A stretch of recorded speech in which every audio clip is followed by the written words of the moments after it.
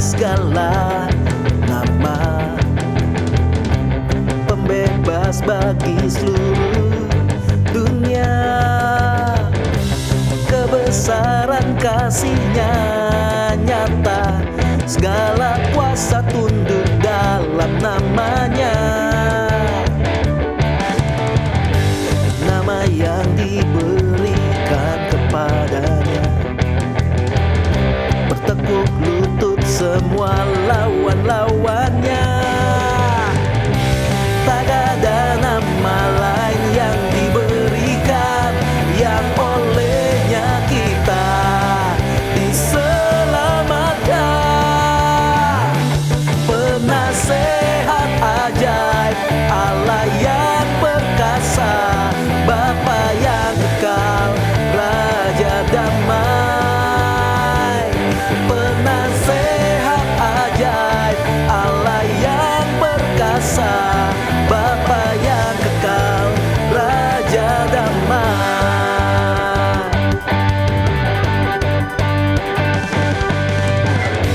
Nama yang diberikan kepadanya, bertekuk lutut semua lawan-lawannya. Tak ada nama lain yang diberikan, yang olehnya kita diselamatkan. Penasehat ajaib, Allah yang perkasa, Bapa yang kekal, Raja damai. Penasehat ajaib, Allah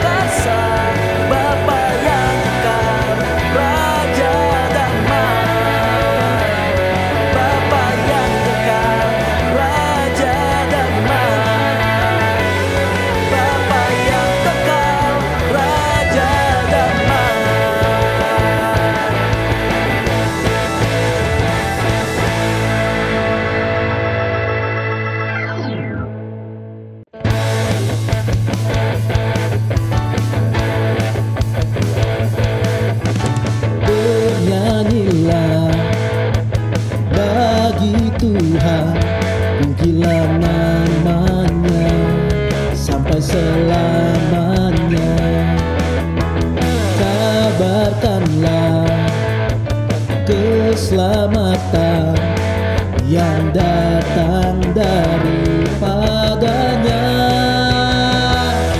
Ceritakanlah kemuliaannya dan perbuatannya yang ajaib di antara suku bangsa. Sebab Tuhan Maha besar dan terpuji sangat, Ia lebih dahsyat dari segala Allah.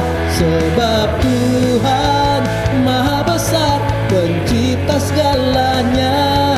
Bumi bersukacita, langit tinggikan namanya, biar segala yang bernafas memuji Dia.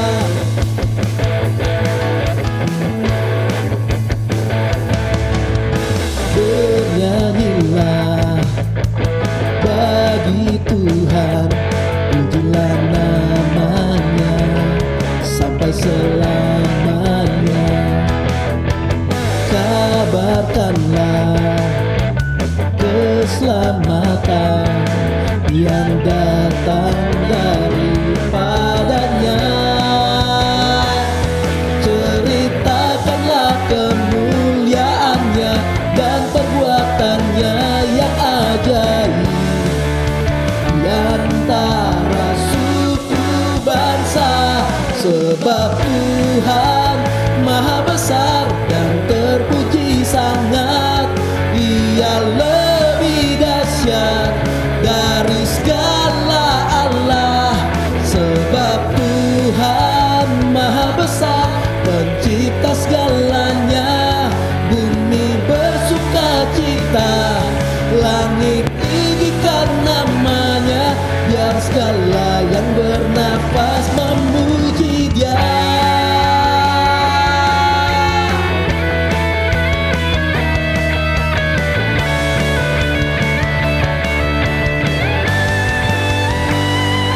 Ceritakanlah kemuliaannya dan perbuatannya yang ajaib di antara suku bangsa.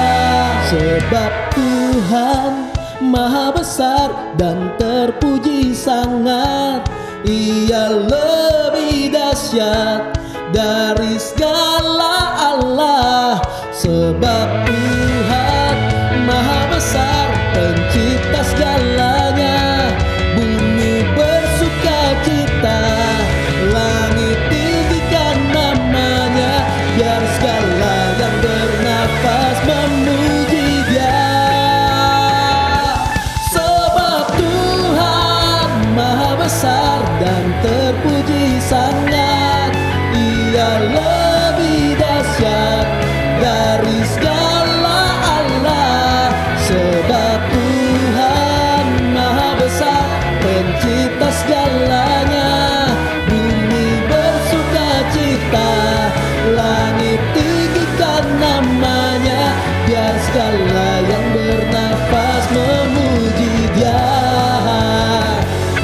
Bumi bersukacita, langit tinggikan namanya. Bumi bersukacita, langit tinggikan namanya, biar segala yang bernafas memuji Dia.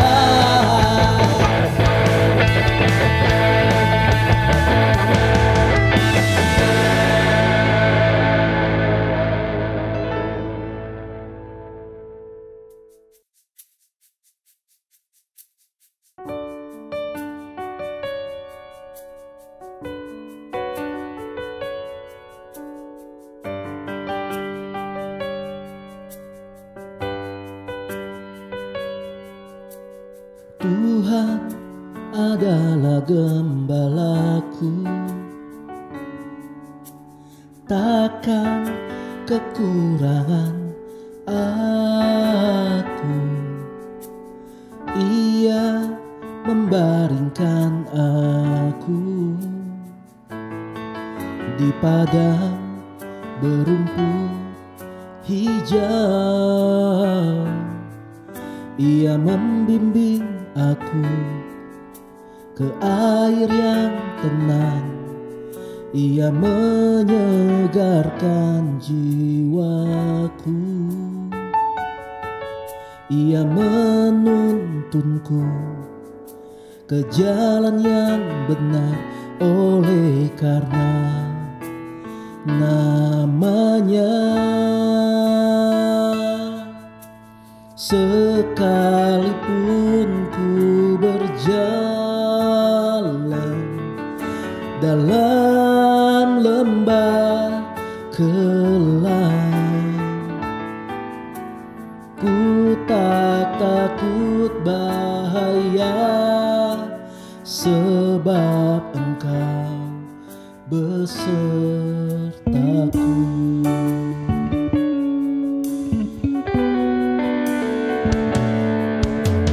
Tuhan adalah gembalaku, takkan kekurangan aku. Ia membaringkan aku di padang berumput hijau. Ia membimbing aku ke air yang tenang. Ia menyegarkan jiwaku. Ia menuntunku ke jalan yang benar, oleh karena namanya. Sekalipun ku berjalan dalam lembah gelap, ku tak takut bahaya, sebab Engkau besertaku.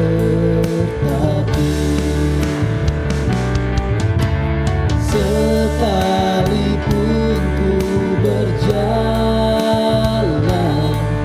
dalam lembah gelap, ku tak takut bahaya, sebab Engkau besertaku. Kebajikan, kemurahan-Mu mengikuti aku seumur hidupku. Ku berdiam dalam rumah Tuhan sampai selamanya.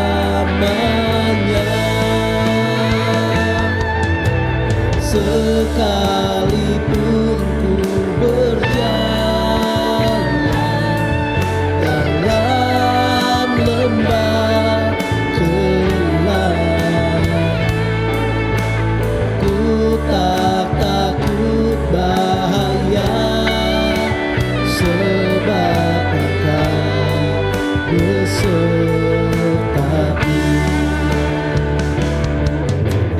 Sekalipun ku berjalan dalam lembah gelap, ku tak takut bahaya, sebab Engkau besertaku. Sebab Engkau besertaku. Sebab Engkau besertaku.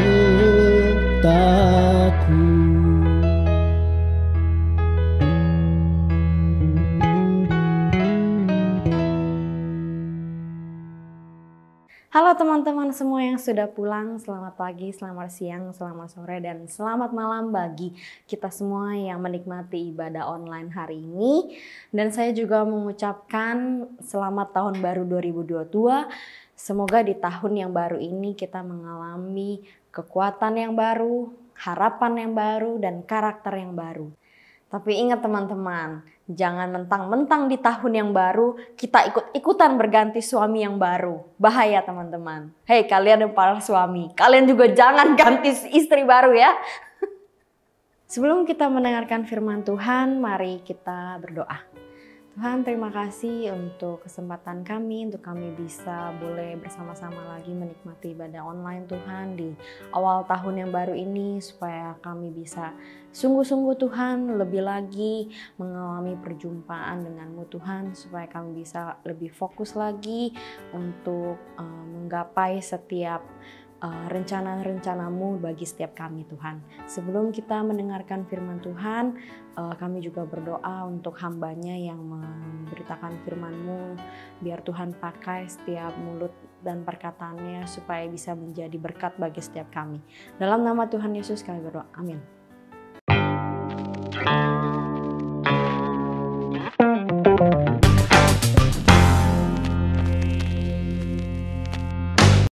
Shalom dan selamat tahun baru. Akhirnya kita memasuki tahun yang baru nih, tahun 2022. Tahun-tahun kemarin tuh sering banget orang bikin menjelang masuk tahun yang baru. Wah, resolusi gua tahun 2021, resolusi gua tahun 2020 gitu. Mau ngapain aja mereka tulis semuanya di sosial media, ditunjukin gitu ya. Tapi tahun 2022 ini kayaknya tren itu sudah berlalu ya, karena sesungguhnya yang baru sudah datang. Selamat tahun baru buat teman-teman semua, khususnya untuk member di House of Messianic Encounter. Selamat tahun baru. Kita tahun 2002 ini memiliki tema yang baru, yaitu Rebuild Lives. Saatnya kita meninggalkan yang udah lewat, yang sudah terjadi, hal-hal yang gak enak di masa lalu, hal-hal yang mungkin nyakitin kita di masa lalu yang kita tinggalin. Semua rencana-rencana yang kita sudah bangun tapi ya batal. Semua keinginan kita yang pengen dijalankan sepanjang 2021 batal. Tapi ya sudahlah, sudah lewat. Saatnya kita 2022 ini kita kembali membangun kehidupan kita, membangun kehidupan orang-orang lain, kita bantu mereka supaya mereka bisa memiliki kehidupan yang baru, dan mereka yang sudah kehilangan mimpi mereka di masa lalu, kita bisa membantu mereka untuk mewujudkannya lagi sesuai dengan kapasitas kita. Nah, tahun yang baru ini 2022 kita punya sebuah tema besar, yaitu Rebuild Lives. Rebuild Lives ya. Agak keserimpet ngomongnya. Kita mau membangun kehidupan, membangun kembali kehidupan apa yang udah hilang. Apa yang udah hilang selama 2021. Ya kita nggak mungkin bisa kembali ke masa lalu kecuali kita ada Doraemon dan memakai mesin waktu ke masa lalu dan kita ingetin supaya jangan begini begitu gitu. Tapi kita bisa kasih diri kita kesempatan untuk memulai kembali, untuk melakukan lagi. Ya sudahlah, 2021 sudah lewat. Sekarang kita memasuki 2022 dan saatnya kita melakukan apa yang bisa kita lakukan di 2022. Dan untuk tema di bulan Januari ini, awal tahun ini kita mau ngapain di bulan Januari ini? Mari kita mulai dengan releasing the past. Melepaskan yang sudah lewat, melepaskan masa lalu kita. Kita bisa bilang, aduh seandainya waktu itu begini, seandainya waktu itu gua begini, begitu, seandainya waktu itu gua nggak begini, nggak begitu. Iya sudah lewat, kita mau gimana, sudah terjadi. Saatnya kita maju ke depan, kita nggak bisa membiarkan masa lalu menguasai hidup kita, apalagi sampai mengikat kita, mengekang kita sampai kita nggak bisa bergerak maju. Kita cuma mikir yang masa lalu, seandainya dulu begini, seandainya dulu gitu. Kita nggak bisa menyesali itu. Ya bolehlah menyesali, tapi jangan hidup dengan menanggung penyesalan itu sampai seumur hidup kita. Kita bisa lihat banyak orang yang hidupnya hancur. Hancur yang saya maksud bukan berarti dia hancur jatuh miskin, atau dia jatuh sakit, atau dia jatuh ketiban tangga. Enggak, hidupnya hancur seperti orang mati segan, hidup tak mau. Dibilang hidup tapi kayak orang mati. Dibilang mati tapi dia hidup. Kayak zombie gitu ya. Dan orang-orang seperti ini yang hidupnya hancur ini, yang kelihatan gak punya pengharapan. Kelihatan kayak, aduh kok ini orang kayak gak mau ditolong. Atau orang ini gak mau berusaha bangkit. Orang ini cenderung menyalahkan masa lalunya. Dan yang paling parah adalah orang-orang seperti ini ada aja yang menyalahkan masa lalunya untuk membenarkan apa yang dia perbuat, sebuah kesalahan yang dia perbuat di masa sekarang. Ya habis gimana dong, kan gua begini. Ya habis gimana dong, kan gua begitu. Dulunya gua begini, dan dulu gua begini orangnya gitu ya. Dulu pernah ada cerita ketika ada orang suka ngejodoh-jodohin gitu kan. Dia bilang, si itu naksir kamu tuh, kalau lu gak mau. Ah enggak lah, bawel orangnya, gak kuat gua kuping gua. Dia mah emang bawel mulutnya, tapi hatinya baik gitu. Ada yang kayak gitu kan.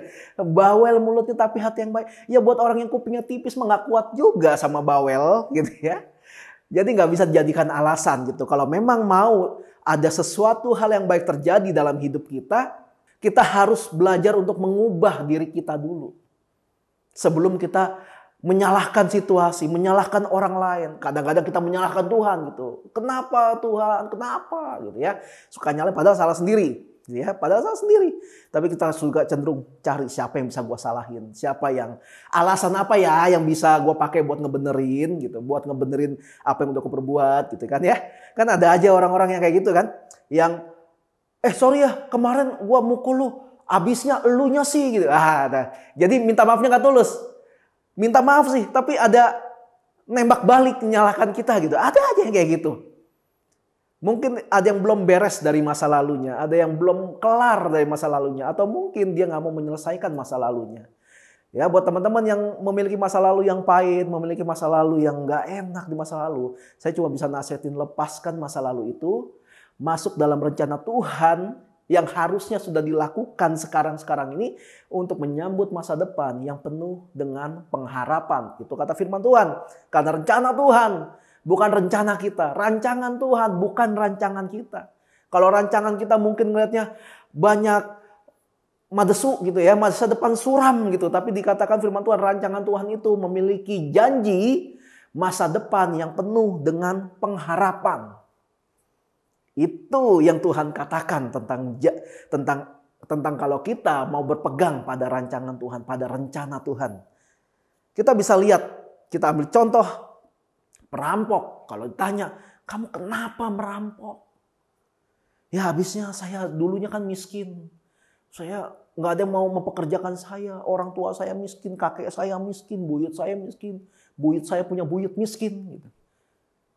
Akhirnya menjadikan alasan kemiskinan untuk berbuat kriminal, berbuat suatu hal yang tidak dibenarkan. Dia menyalahkan masa lalunya. Dia nggak pernah menyalahkan, suka-suka gue dong, mau ngerampok mau enggak, urusannya apa lu, tapi di penjara gitu kan. Ya kan nggak ada yang ngejawab kayak gitu. Semua menjawab dengan, ya saya menyesal karena dulu saya begini, dulu dia menyalahkan masa lalunya gitu. Kalau kita tanya pelacur, kenapa kamu sampai melacurkan diri padahal kamu cantik? Iya, karena dulu saya pernah dilecehkan. Sama siapanya? Kalau kita ketemu sama gay, sama lesbian, kamu kenapa? Kok hidupnya jadi gay atau lesbian? Iya, saya dulu pernah disakiti sama lawan jenis saya. Malahan pernah ada orang yang laki-laki tulen. Dia menikah dengan istrinya. Istrinya selingkuh dan istri menyakiti hati si suami dengan sangat. Dan setelah bercerai, si suami menjadi gay. Dan dia menyalahkan itu. Dia menyalahkan habisnya karena istri saya begitu. Saya gak percaya lagi dengan lawan jenis. Orang yang kasar gitu. Yang apa-apa pakai kekerasan. Apa-apa pakai tenaga. Apa-apa main fisik. Dia menyalahkan masa lalunya. Dulu saya sering dikasarin. Makanya saya kayak gini. Ya mau gimana lagi. Saya terbentuknya begini. Gitu. Semua menyalahkan masa lalunya. Ya silakan kalau emang ada yang nanyain. Lalu kalian berkata, soalnya dulunya saya diginin. Ya it's okay. Tapi yang dulu ya sudah. Jadikanlah dulu. Yang dulu biarlah berlalu. Orang-orang suka ngomong yang sudah lewat. Ya sudah. Sekarang kita sedang melihat masa depan kita. Apa yang mau kita lakukan? Kalau kita selalu terikat dengan masa lalu kita. Apalagi masa lalu yang buruk ya. Aduh. Kita gak bakalan pernah bisa maju. Kita nggak bakalan bisa pernah berjalan. Dan dalam hal ini nggak pernah ada satu takaran yang pasti. Apakah orang maju nggak maju itu terlihat dari ekonominya atau terlihat dari apa yang dia punya atau berapa banyak temannya. Nggak bisa dilihat dari situ. Hanya dia yang bisa melihat bagaimana isi hatinya.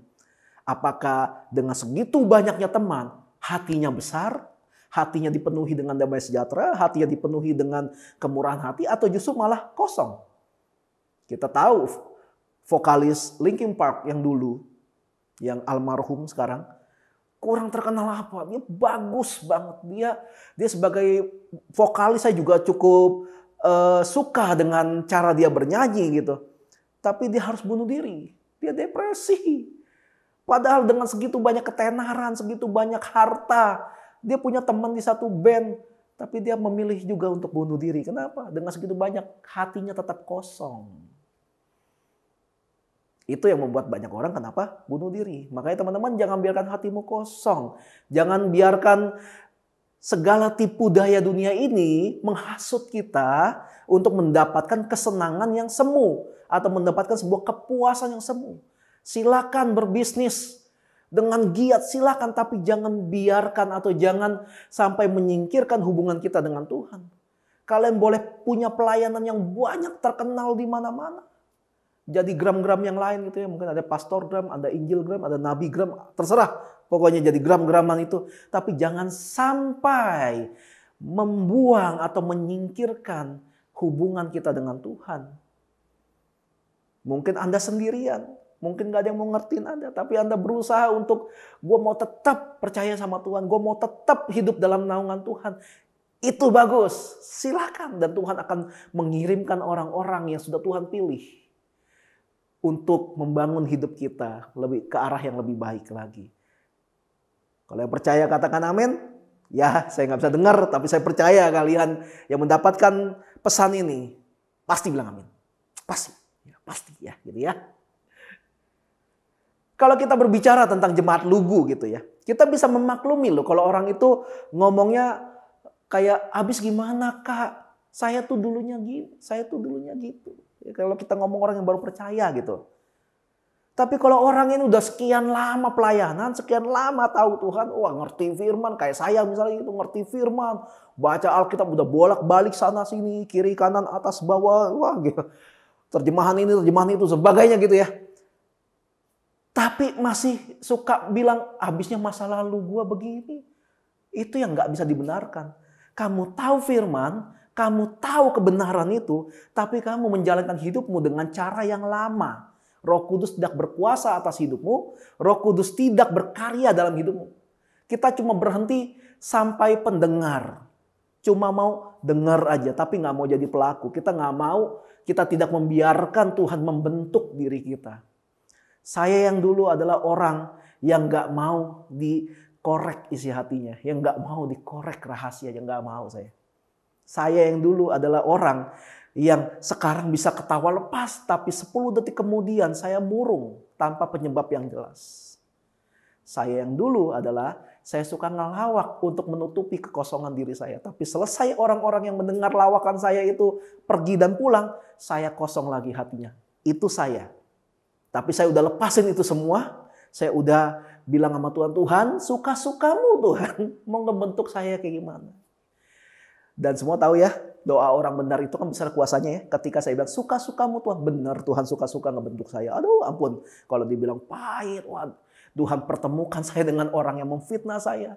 Tuhan mempertemukan saya dengan orang yang dekat sama saya. Tapi setelah itu ditikam dari belakang gitu ya. Tapi itu semua proses akhirnya membentuk saya yang seperti sekarang ini. Bahkan sampai hari ini Tuhan masih memproses saya. Tuhan masih mendidik saya jadi orang yang benar. Kalau dulu saya diproses sebagai anak Tuhan yang berprofesi sebagai fotografer. Lalu Tuhan memproses saya sebagai anak Tuhan yang berprofesi sebagai musisi. Tuhan sekarang ini sedang memproses saya sebagai hamba Tuhan yang dipercayakan menjadi gembala di gereja ini. Proses Tuhan gak pernah berhenti. Didikan Tuhan gak pernah berhenti. Jadi percuma kita minta Tuhan jangan proses saya lagi. Enggak, proses itu sesuatu yang wajib. Sampai kapan? Sampai kita bisa santai menerima proses dari Tuhan itu. Belajar itu gak pernah berhenti. Belajar itu sampai kapanpun kita belajar. Jadi jangan pernah menolak didikan, kata Amsal. Untuk seseorang yang mengerti firman Tuhan dan sering baca Alkitab, bukankah harusnya firman Tuhan itu memiliki kuasa untuk memerdekakan orang itu dari masa lalunya? Bukankah harusnya begitu untuk orang yang selalu baca Alkitab? Wah, rajin doa, pelayanan, rajin. Dan sering dengarkan khotbah-khotbah harusnya kan. Bukankah harusnya firman Tuhan yang dia dengar, yang dia baca, yang suka di-sharingin, mungkin ketemu dengan seseorang saling bertukar pikir. Bukankah harusnya firman Tuhan itu memiliki kemampuan untuk memerdekakan seseorang itu dari masa lalunya? Harusnya begitu kan? Dan iman timbul dari pendengaran, dan pendengaran akan firman Kristus. Tujuannya kita baca Alkitab, tujuannya kita mendengar firman Tuhan adalah supaya iman timbul. Iman timbul, pengharapan timbul. Pengharapan timbul, kita punya kekuatan untuk menjalani hidup kita dengan benar. Sesuai dengan apa yang Tuhan mau. Makanya kenapa penting banget di gereja harusnya seseorang, siapapun itu, berapa lama pun usia dia bergereja tempat itu, kalau dia mau pelayanan, harus dimuridkan dulu. Harus ikut kelas pembinaan dulu. Harus ngikut pembelajaran, dibentuk dulu. Kenapa sih gereja ini value-nya begini? Kenapa gereja ini punya visi begini? Kenapa misinya begini? Kenapa tata cara ibadahnya seperti ini? Teologinya gimana sih di gereja ini? Apa sih yang selalu disampaikan di gereja ini? Jangan sampai kita ke gereja manapun, tapi kita berusaha untuk mengatur gereja di mana kita pelayanan seperti maunya kita, bukan maunya Tuhan. Bukan seperti warna atau gaya atau sistem atau apapun itu yang sudah diambil oleh gereja tersebut. Makanya penting orang yang pengen pelayanan harus dimuridkan dulu, dibina dulu supaya nggak pincang gitu loh. Itu dia juga kenapa anak Tuhan selalu disebut harus berbeda dengan anak dunia ini. Anak Tuhan harus berbeda dari anak dunia ini. Berbedanya ke arah yang lebih baik. Jangan malah jadi anak Tuhan yang berbeda tapi ke arah yang lebih buruk. Ketika ketemu orang dunia, wah orang dunia korupsi katakanlah 5M. Anak Tuhan harus berbeda. Kita harusnya korupsi 20M. Lebih parah gitu kan ya. Ya nggak, jangan gitu. Berbeda ke arah yang lebih baik. Metanoia. Kita merubah pola pikir kita ke arah yang lebih baik sesuai dengan pergerakan yang Tuhan mau.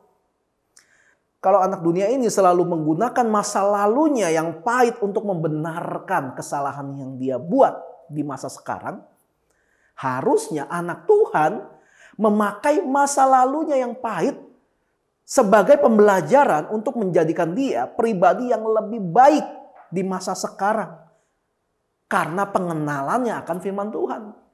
Kita harusnya bisa bilang dong, gua tuh dulu pecundang. Gua tuh dulu penipu. Dan itu nggak benar. Gua nggak boleh kayak gitu lagi. Jangan malah kasihkan, gua dulu tuh penipu. Ya mau gimana lagi, emang udah kayak gini pabrikannya. Enggak, itu pasrah namanya.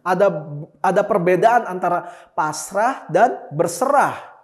Berserah berbeda dengan pasrah. Jadi jangan kita bilang udah kita pasrahkan sama Tuhan. Lah enak aja. Kita punya bagian kita dalam mengambil keputusan untuk tunduk sama otoritas yang Tuhan kasih. Kita berserah. Berserah itu menjalankan hidup kita. Dan kita percaya Tuhan menuntun jalan kita. Supaya apapun yang kita lakukan berada dalam genggaman tangan Tuhan. Dan diarahkan oleh Tuhan ke arah mana yang benar. Itu berserah. Bukan pasrah. Masa lalumu boleh pahit. Masa lalumu boleh menyakitkan. Tapi ketika kita menyerahkan hidup kita kepada Tuhan, Dia akan membuat masa depan kita indah pada waktunya. Sudahkah kita menyerahkan hidup kita sama Tuhan? Sudahkah kita menyerahkan sepenuhnya hidup kita sama Tuhan? Kepada pengenalan yang benar akan firman Tuhan. Kita membuang apa yang menjadi kebanggaan kita. Kita buang kepintaran kita, kita buang kehebatan kita. Kita cuma, ya sudah Tuhan, ini aku, utuslah aku serahkan hidupku kepadamu. Itu menyerahkan diri sama Tuhan. Kita jadi nol di hadapan Tuhan. Supaya kita bisa masuk dalam rencana Tuhan yang memang sudah Tuhan sediakan. Ada sebuah hal, ada sebuah rencana yang indah yang sudah Tuhan taruh dalam diri kita untuk kita jalani, untuk membuahkan hasil yang baik. Masalahnya kita mau taat nggak? Kita mau menjalankan itu nggak? 2 Korintus pasal 5 ayat 17 berkata, Jadi siapa yang ada di dalam Kristus, ia adalah ciptaan yang baru.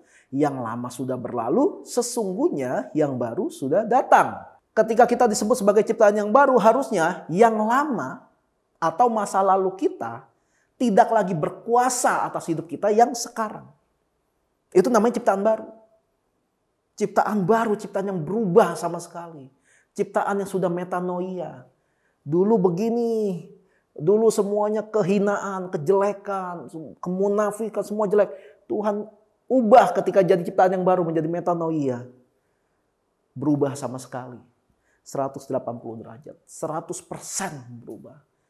Berubah sama sekali, berbeda dari yang awal, dari yang sebelumnya. Itu yang Tuhan mau. Kalau kita terus-terusan membela diri gitu. Tuhan akhirnya gak punya kesempatan untuk mengungkapkan apa yang menjadi isi hatinya buat kita. Makanya kenapa kita harus melepaskan masa lalu kita itu. Kita harus lepasin semuanya itu. Saya dulu pernah tinggal di kos waktu baru pertama kali menikah. Lalu saya pindah ke apartemen. Lalu pindah lagi ke rumah saya yang sekarang yang bentuknya ruko. Kita nggak membawa apa-apa yang merupakan kepunyaan tempat yang lama. Kita nggak bawa tuh ubin dari tempat kosan gitu ke apartemen. Kita juga nggak bawa tagihan apartemen ke rumah kita yang sekarang. Semuanya baru gitu, semuanya jadi baru. Lingkungannya baru, tetangganya baru, hidupnya juga jadi baru. Ada kebiasaan-kebiasaan yang baru karena kita pindah dari tempat yang lama ke tempat yang baru. Akan jadi sebuah keributan yang baru kalau tiap hari saya ngomong gini sama istri saya. Ubin di kosan tuh lebih bagus loh daripada di sini. Mungkin awalnya istri saya bakal bilang, ya udahlah gitu kayak gitu ya. Tapi coba kalau setiap hari saya bilang, ubin di kosan tuh lebih bagus loh daripada di sini. Emosi lama-lama istri saya. Emosi, kenapa? Karena ngebawa-bawa terus yang udah lewat. Ngebawa-bawa yang udah lewat. Kalau mau kosan, sono kosan aja. Tapi di kosan tuh sempit, berisik banyak orang. Ya tuh tahu. Makanya kenapa kita pindah. Tapi ubinnya bagus. Wah ribut udah. Ribut cuma gara-gara ubin. Cuma gara-gara ubin kita berantem ntar. Gitu juga hidup kita. Kalau kita selalu membawa keburukan yang lama. Untuk dimasukkan dalam hidup kita yang katanya udah baru mengenal Tuhan. Itu akan terjadi sebuah keributan bahkan dalam diri kita gitu. Kita akan berantem sama mental kita, sama diri kita berantem. Wah. Makanya kenapa orang depresi, makanya kenapa orang stres, kenapa orang frustasi. Mereka sedang menghadapi konflik, tapi konflik terhadap dirinya sendiri. Dan dirinya sendiri nggak bisa gimana pukulinnya gitu ya. Gimana debatinnya, dia ngomong sama dirinya sendiri. Makanya kenapa stres semua orang. Karena nggak mau melepaskan masa lalunya. Salah satu alasannya itu. Kita harus bisa melepaskan masa lalu kita. Jangan memasukkan anggur yang baru dalam kirbat yang lama. Kirbat berbicara tentang hati kita. Sedangkan anggur berbicara tentang anugerah Tuhan atau rencana Tuhan. Tuhan punya rencana yang baru nih. Mau diterima nggak? Mau menerima rencana Tuhan nggak? Mau menerima berkat Tuhan yang baru nggak? Amin, mau. Ketika Tuhan kasih, kita nggak ubah hati kita. Kita masih membawa mentalitas kita yang lama. Padahal mentalitas kita yang lama itu yang nggak baik, yang buruk. Akhirnya ketika rencana Tuhan itu ditaruh dalam hati kita yang masih lama. Akhirnya hati kita juga jadi hancur. Berkat Tuhan juga jadi buyar kemana-mana. Kenapa? Karena kita nggak mau memperbaharui hati kita. Kita cuma mau yang lama, yang lama. Teman-teman kalau mau mendapatkan tuntunan yang baru dari Tuhan, pastikan hati kita pun sudah diperbaharui. Caranya bagaimana memperbaharui?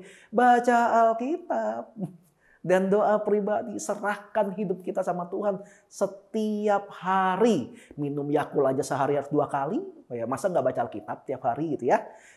Kita harus bisa mengambil keputusan dan komitmen untuk memperbaharui hidup kita. Kita udah yang lama buang. Nggak ada gunanya lagi. Bahkan Paulus bilang segala sesuatu di masa lalu tuh ku anggap sampah. Masa lalu Paulus adalah dihormati banyak orang. Ahli Taurat yang disegani banyak orang. Dia punya kewarganegaraan yang orang lain nggak punya. Dia bilang itu sampah karena pengenalan akan Kristus. Kita berani nggak ngomong kayak gitu sama diri kita? Mungkin kita dulunya wah terkenal, hebat, digandungi banyak cewek-cewek ya buat yang cowok, yang cewek digandungi banyak cowok gitu ya. Terus kaya mungkin, keren lah, pokoknya semua keren. Lalu kita bilang itu semua sampah karena gue kenal Tuhan. Kita berani nggak ngomong kayak gitu? Kita maju ke depan, membawa janji, membawa rencana yang memang sudah Tuhan taruh dalam diri kita. Kalau ada orang-orang yang mungkin, lu sekarang kayak gini ya, padahal enakan yang dulu tuh, bilang aja, yang dulu sampah. Yang dulu-dulu itu membuat gue jauh dari Tuhan. Enggak, gue mau lebih dekat sama Tuhan sekarang ini. Berani nggak ngomong kayak gitu. Lalu dalam Pengkhotbah pasal 3 ayat 11 berkata begini. Ia membuat segala sesuatu indah pada waktunya. Bahkan Ia memberikan kekekalan dalam hati mereka. Tetapi manusia tidak dapat menyelami pekerjaan yang dilakukan Allah dari awal sampai akhir. Tanpa pemahaman yang benar tentang firman Tuhan, manusia sangat sulit untuk memahami rencana Tuhan dalam hidup mereka. Bahkan orang yang udah ngerti banget tentang firman Tuhan, yang udah baca Alkitab 100 kali bolak-balik mungkin. Belum ada yang pernah melakukan itu, kita udah melakukan itu. Itu pun masih ada yang dia nggak mengerti. Kenapa ya Tuhan melakukan ini? Kenapa ya begini? Apalagi kalau nggak pernah baca Alkitab. Apalagi baca Alkitabnya lewat buku renungan. Nggak pernah baca sendiri. Apalagi kalau cuma sekedar dengar khotbah dari YouTube. Tapi kita nggak pernah nyari sendiri. Kita makin nggak paham. Lama-lama kita akan mengartikan apa yang tertulis di Alkitab sesuka hati kita. Kita menafsirkan isi Alkitab seenak-enaknya kita. Kenapa? Tidak ada pemahaman yang benar dalam diri kita tentang Tuhan. Makanya kenapa ayat di Pengkhotbah 3 ayat 11 tadi seolah-olah berkata begini. Dengan iman percaya aja dengan rencana Tuhan. Karena Tuhan pasti membuat segala sesuatu indah pada waktunya. Itulah keuntungan kita kalau kita mau no comment terhadap apa yang terjadi dalam hidup kita. Kita cuma percaya aja sama Tuhan. Dan kita percaya suatu hari nanti segala sesuatunya pasti akan jadi indah. Karena itulah Tuhan yang kita sembah. Itulah Tuhan yang menaruh rencana dalam diri kita. Seperti itulah dia bekerja. Kita percaya saja. Yesus pun berkata begitu, berbahagialah kamu yang tidak melihat namun percaya. Kalau kita diperhadapkan dalam satu kondisi yang membuat kita selalu bertanya-tanya, kenapa hal ini selalu terjadi sama kita? Percayalah pada firman Tuhan yang berkata, Dia akan menjadikan segala sesuatu indah pada waktunya. Jangan lagi menyalahkan masa lalu kita yang pahit, yang suram, yang gak enak. Yang akhirnya selalu kita jadiin alasan untuk kita berbuat salah. Ya mau gimana? Emang gue kayak begini dari dulu. Mulut gue memang tajam, paku kali. Mulut gue emang kasar, amplas kali ya. Mulut gue emang bawel, bebek kali gitu kan. Tapi jangan berhenti sampai situ. Berubahlah oleh pembaharuan budi, kata firman Tuhan. Kalau masa lalumu itu jelek, ya pastikan masa sekarang kita lebih baik daripada masa lalu kita. Untuk itulah kita percaya sama Tuhan. Karena yang lama sudah berlalu, sesungguhnya yang baru sudah datang. Jangan sampai kita sudah tahunan, sudah puluhan tahun kita ngikut Tuhan. Dari dulu kita jadi seperti Yesus. Dari dulu, sekarang, dan entah sampai kapan kita sama jeleknya. Ya, Yesus nggak perlu berubah. Karena dia sudah mentok di satu level yang namanya sempurna. Dia nggak perlu berubah. Dia sudah mentok. Dia sempurna. Yang harus berubah justru ya kita. Kita setiap hari ada kecenderungan untuk berbuat dosa. Kita setiap hari ada kecenderungan untuk berpikir jahat tentang sesama kita. Makanya kenapa kita harus berubah tiap hari. Ada orang yang selalu bilang kita harus bertobat setiap hari. Yaitu kita, yaitu manusia. Makanya kita harus melepaskan masa lalu kita untuk menjalani hari ini dan menyambut masa depan. Jangan lagi mau diikat sama masa lalu kita. Kita adalah ciptaan yang baru, yang lama udah berlalu. Ya sesungguhnya yang baru sudah datang. Jangan mau diikat, teman-teman. Kalau dulu saya terikat dengan kegampangan ngomong kata-kata yang kasar, sekarang udah direm. Masih kepleset ya? Iya, sekali dua kali masih kepleset, masih belajar, tapi ada perubahan. Silakan tanya istri saya kalau mau ada bukti. Dia akan menjadi saksi saya pokoknya. Karena dia yang selalu dengar ketika saya mengucapkan kata-kata yang gak guna seperti itu. Masih mengucapkan seperti itu? Iya. Tapi kepleset pelan-pelan. Saya coba ganti gimana caranya ya. Ketika kepleset, gak jadi ngomong kayak gitu ya. Kan kalau kita ngomong, kayak gitu kan udah kasar di negara kita kan. Bagaimana kalau kita ubah untuk jadi sesuatu yang lucu gitu ya. Ketemu orang yang belit, kelincimu gitu. Jadi lucu gitu kan ya, kelinci ya. Hamster gitu ya. Jadi lucu gitu ya. Orang juga jadi nggak marah gitu ya. Itu namanya belajar, makanya itu namanya belajar. Mungkin kondisi hidupmu yang sekarang belum berubah sejak dulu. Mungkin ya dari dulu kita cuma rajin ke gereja. Dari dulu kita cuma rajin ikut ibadah. Dari dulu kita mungkin cuma rajin ikut komsel. Tapi nggak pernah berubah sebenarnya hidup kita. Mungkin seperti itu. Tapi setidaknya lewat pengenalan akan firman Tuhan.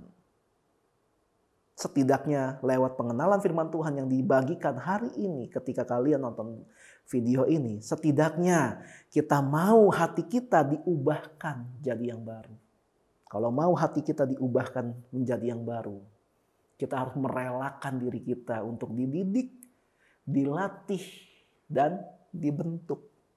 Wahyu berkata gini, barang siapa ku kasihi, ia ku tegur dan ku hajar. Karena itu relakanlah hatimu dan bertobatlah. Kesannya kayak Tuhan jahat ya? Enggak. Justru karena Tuhan baik. Kadang-kadang kitanya yang bandel. Karena dikasih tahu, jangan ke sana, kita bandel, akhirnya mau nggak mau ya rotan jalan. Karena kalau nggak di rotan, dia akan terus jalan kepada kebinasaan. Tuhan nggak mau itu terjadi, makanya sometimes dia menggunakan cara yang agak keras, agak kasar, supaya kita nggak jatuh dalam dosa. Seorang tokoh ternama di dunia bernama Kubilai Khan. Mungkin ada yang tahu ya. Ketika dia sedang didesak mundur oleh musuh dan dia kabur seorang diri karena tentara yang lain berusaha menghadang supaya orang ini tidak disandera atau dibunuh oleh musuh, dia hanya pergi bersama elang kesayangannya. Tolong diralat, ini apakah Kubilai Khan atau Genghis Khan, saya suka kebalik. Ketika dia menemukan sebuah sungai yang ada air terjunnya, dia sangat kehausan karena kabur, karena pelariannya itu. Dia berusaha untuk minum air itu, tapi diganggu oleh elangnya. Ketika dia mau minum, langsung elang itu menabrakkan mangkok yang di tangan dia sehingga airnya tumpah. Terus dia marah gitu. Marah kayak gitu kan. Terus dia ambil sekali lagi. Terjadi lagi. Hingga 3 kali. Akhirnya mangkok itu jatuh dan pecah. Karena marah dia tangkap elangnya itu. Lalu dia bunuh elangnya itu. Karena dia berpikir elangnya ini sedang berbuat jahat terhadap dia. Tapi karena bangkai elang itu jatuh di sungai itu.